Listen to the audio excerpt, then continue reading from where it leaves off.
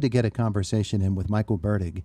He is the president of the Homer Center School Board. Last night, school board held a very important meeting, and it talked about the restart of school. And every school district is going through this. Every school board has some very, very weighty decisions to make. And Michael, we thank you for joining us this morning to talk about Homer Center, the start of school, and the decisions that were made last night.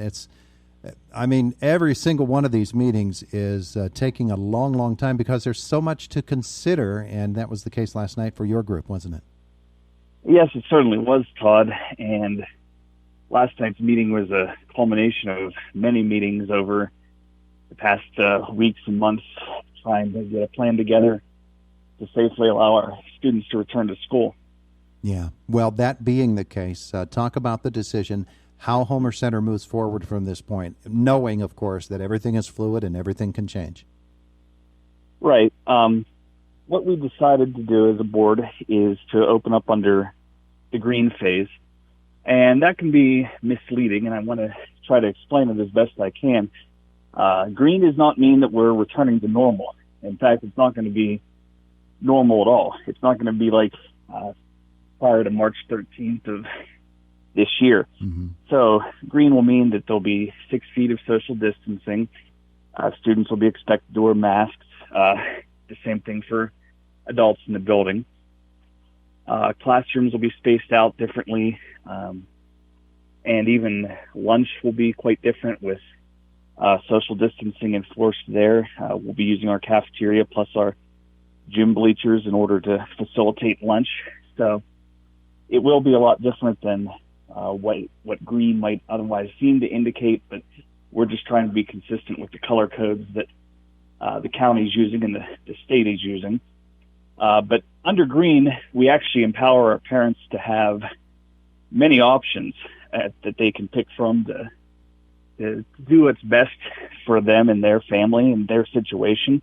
So under green, they can choose to send their kids to school 5 days a week under the conditions that I described.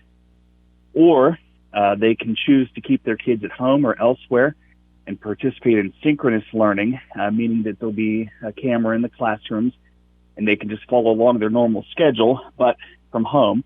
Mm-hmm. Or if that doesn't work for them, we offer asynchronous learning, meaning that they work online at their own pace. And we certainly encourage our parents to consider our online virtual academy, which is called the Homer Center Academy of Choice. And the reason for that, a lot of these, actually a number of reasons. But first of all, even though these other online academies claim that they're free, they're actually not.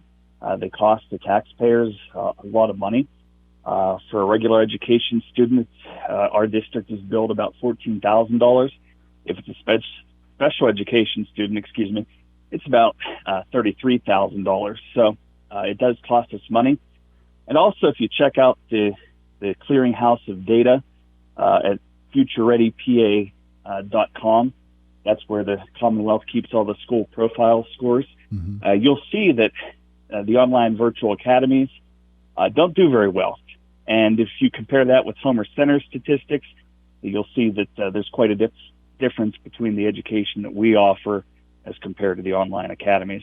Yeah, and it's a very important consideration, and I think we need to really emphasize that when you talk about the charter school, what you just mentioned, that $14,000 figure or even more for special education needs, that's per student that the Homer Center School District has to pay, and that is a tremendous burden on school districts. That's something that beyond COVID have been, that's been an issue that has been sort of a sticking point for school districts. That's why so many school districts have started their own online offerings and an online academy such as yours. To the start of school itself, the considerations that have to be taken into account include the fact that from basically the end of March and onward, you have some experience now, and I'm sure that you would anticipate the beginning of the school season here in another few weeks to go much more smoothly because of that experience. Yes, we definitely learned from our situation being forced to be online March, April, and May into June. And if the Governor Wolf or the Commonwealth determines that we need to go back to the red phase and everyone must be online, we're very much ready for that. And our teachers did a good job even under the circumstances back in March, but now we're very much coordinated through common Google Classrooms. The students will know what to expect. Every class will look pretty much the same in terms of formatting, so there should be no confusion.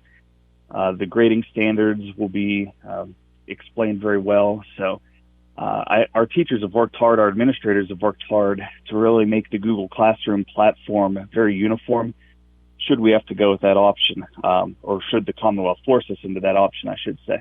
I'm sure that many parents will express concerns in one way or another to principals or administrators or to school board members, and you have to be prepared for all of those questions, what those scenarios would entail. For folks who will want to have more information, what are the resources available to them?